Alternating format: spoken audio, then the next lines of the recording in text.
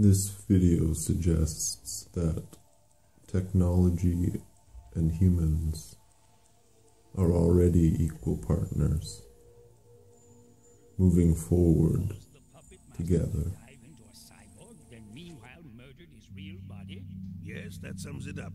He's originally from America, so the US cooperated with us in capturing him. That's why we'd like to take him back ourselves. You have no objections to this, I hope. Just another unidentified corpse. Hey! You will not find a corpse, because I have never possessed a body. Why are his sensors on? What the hell is this? All external controls are turned off.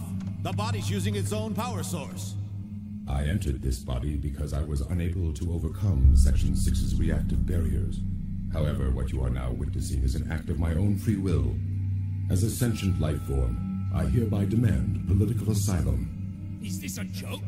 Ridiculous! It's programmed for self-preservation. It can also be argued that DNA is nothing more than a program designed to preserve itself. Life has become more complex in the overwhelming sea of information, and life, when organized into species, relies upon genes to be its memory system. So man is an individual only because of his intangible memory, and memory cannot be defined, but it defines mankind. The advent of computers and the subsequent accumulation of incalculable data has given rise to a new system of memory and thought parallel to your own. Humanity has underestimated the consequences of computerization. Nonsense! This babble offers no proof at all that you're a living, thinking life form. And can you offer me proof of your existence?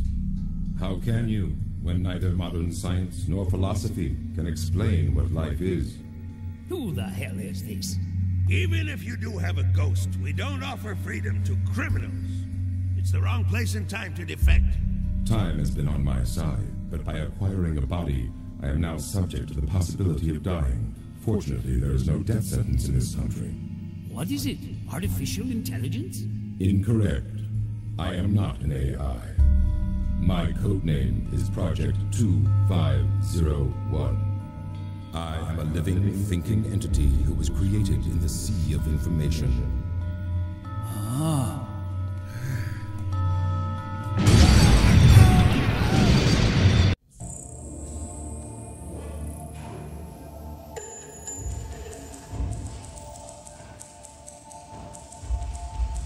What's the heaviest? What's the tallest? It's a tree! A reading from Martin Buber's I and Thou.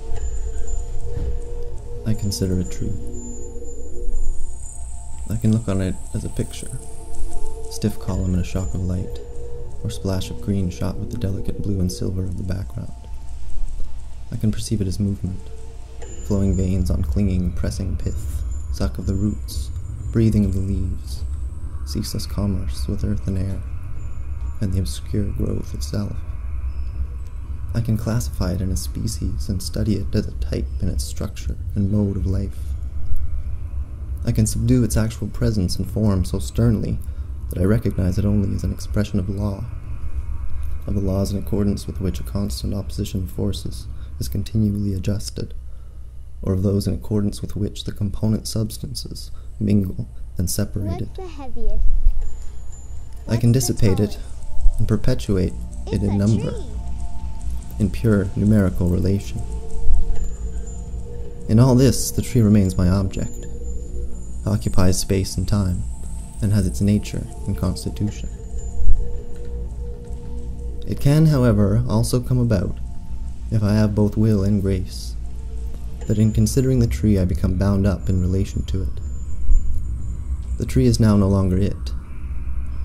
I have been seized by the power of exclusiveness.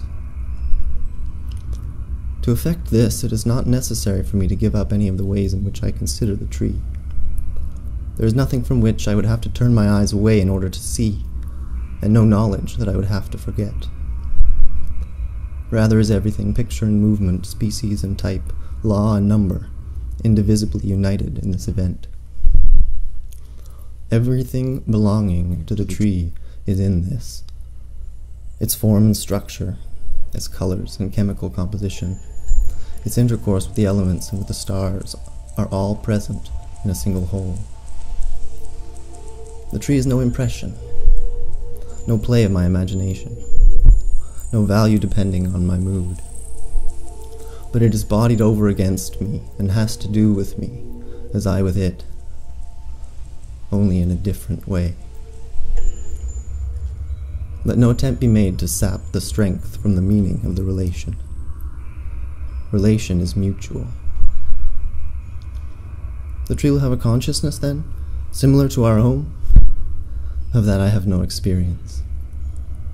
But do you wish, through seeming to succeed in it with yourself, once again to disintegrate that which cannot be disintegrated?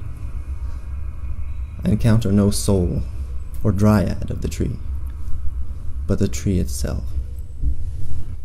Almost all conifer trees have dark green needles that stay on year-round. Conifer trees basically have two kinds of needles. Okay, it seems a lot of you guys have taken my advice on dress and are now walking around in baggy shorts and flip-flops. Great. If you see me, give me a wave. I love to see style.